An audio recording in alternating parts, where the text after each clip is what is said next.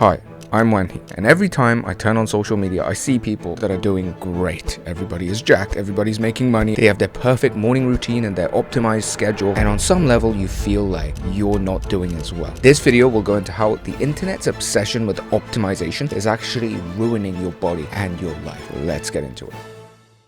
Optimization always comes at the expense of other things. That's literally what optimization means. You're putting all your resources there, you're putting your time there, you're putting your effort there, because we have finite resources, we have finite time. Optimizing your relationships might come at the cost of your work life. Optimizing for your work and career success will come at the expense of your health. The other way to say it is there's always an opportunity cost. So realize that first, and that brings us on to the next point. We then try to optimize our life. You have your perfect morning routine. Every time I wake up, it's this, and then it's that, it's meditation, it's the cold shower, it's the goals, and there's this craze about how to best live your life. Every time you don't live up to that optimized schedule, you start to feel worse. Maybe more important than that is that the unoptimized parts of your life suddenly start to look like you're ungrateful to them and you're kind of annoyed at it. Oh, this is draining my energy. This is taking my time. What is this? Why am I doing this? Instead of being grateful for some of the things that you take for granted in your life, you actually start to look down on it and try to just become this machine. Maybe spending time with your family, with your cat, going on a little walk, having that moment where you actually just relax and just not think about work. Those are actually healthy moments. The parts of your life that keep you sane, that keep you happy. But let's say you're just trying to optimize it. You're like, oh my God, this slot should be my deep work. This slot, I should be doing this. And then what happens is that you cannot now enjoy those little gaps, those silences, those moments that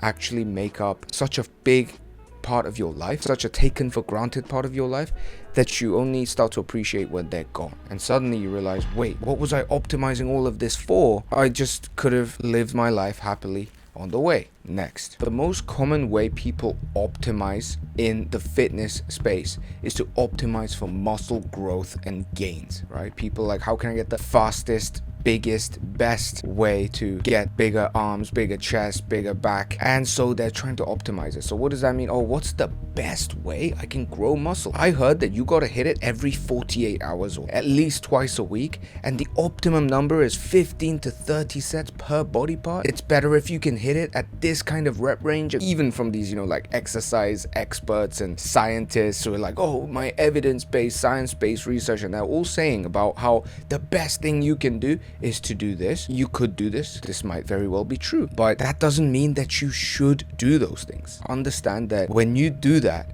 you are really optimizing for muscle growth at the expense of what? All the other things that you could put that time and energy into, which might be spending time with the family, developing other skills, learning about whatever it is that you want to learn about, sports, martial arts, other hobbies. The real problem with optimizing for muscle growth is that it almost comes at the expense of a lot of other things that you don't expect, like your mental health. You're like, oh my God, I'm leaving gains on the table. I didn't do enough. I should always be doing more. Then you get exhausted and you get demotivated. There are other times where you want to optimize for it so much, you're always searching for the next thing, and in extreme cases it leads to drug abuse. So understand that muscle optimization, again, could be a trap. Next, people get into fitness with the desire to look better and to be more desirable to women. It's very understandable. In fact, I think not enough people admit this, that's like the deep desire that we have. But even then, after you get in, you'll find that a lot of the advice that's given is all about looks, like how to get bigger biceps, better chest, V-taper, aesthetic body. And I make a lot of content about how to build an aesthetic body as well. But in my fitness experience, optimizing for looks has come at the cost of function,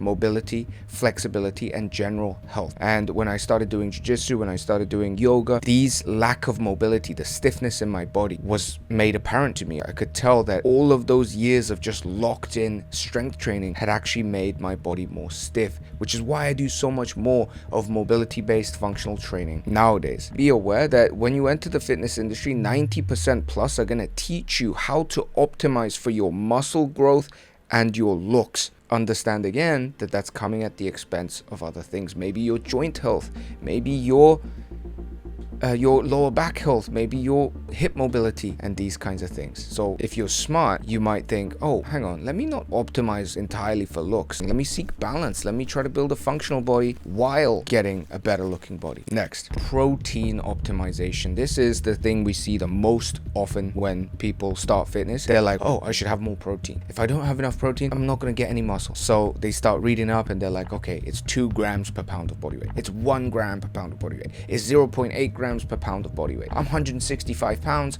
so it should be about 160 grams of protein every day. And they're optimizing for protein. What does that mean? It's the clearest example. You're like, oh my God, I need to get protein for lunch, for dinner, for breakfast, for lunch. You start getting protein shakes. You start getting chicken breast. You start getting all this like tuna cans. You have that gym bro diet. And when you have that gym bro diet, what's happening? You're oftentimes sacrificing your relationship with food, your enjoyment of food, sometimes your social relations, because you're just that fitness gym bro who only cares about protein, but also on some level your health as well, because you're just putting in all these like protein shakes and just chicken breast without having consideration for other things like fats, like vitamins, carbs, minerals, and all these other balanced diet that you could be having had you not so been obsessed with optimizing your protein intake. This optimization craze then comes at the expense of your enjoyment of the gym overall, maybe, or your ability to stick to it consistently, because every time you don't do that optimized thing, you feel like you're falling behind, you can't keep up, you've made a mistake,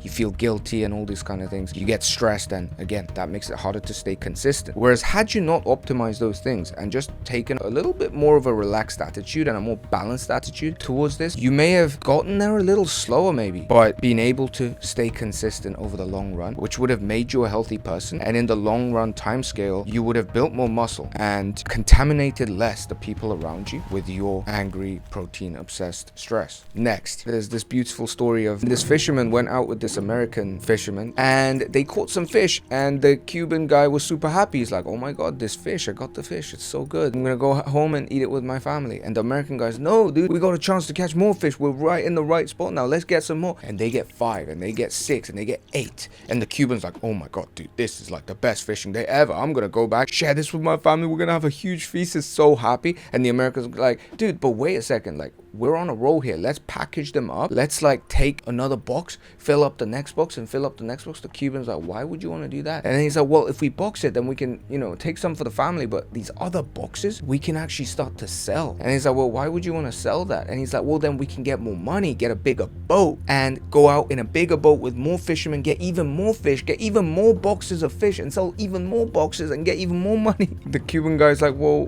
why do you want to do that? Then he's like, well, we can then set up a company called Fishing Company Limited and then export it all over the world and actually become a global company that generates millions and millions in revenue just from this fishing venture. And the Cuban's like, okay, but why do you want to do that? And then he's like, well, because when we're a millionaire, we can go with our family anywhere and eat whatever we want. And the Cuban's like, well, we have this 8 fish, I was just about to do that anyway. Long-winded story to say, this optimization craze can sometimes leave you chasing demons and make you ungrateful for the unoptimized part of your life. So the final thing that I want to say is that you don't want to get sucked into people's optimization craze. In fact, I'm not saying that, you know, optimizing your life to make something better and work better in a more productive way is a bad thing. Of course, it's a good thing. I've optimized my fitness routine and my diet for fat loss at times, and you know, it's a good thing. But understand the duality here, that you don't want to just optimize for the sake of optimization, and you don't want to take it too far. What you want to do instead is really ask yourself, what are my values? What's important to me? What do I want to actually optimize, as opposed to what is expected of me to optimize? And realize at each and every point where you try to push that optimization button, it's always coming at the sacrifice of another thing. And that's the sad fact of life. So you build your own optimization ladder and have a great time doing it. See you next week. Bye-bye.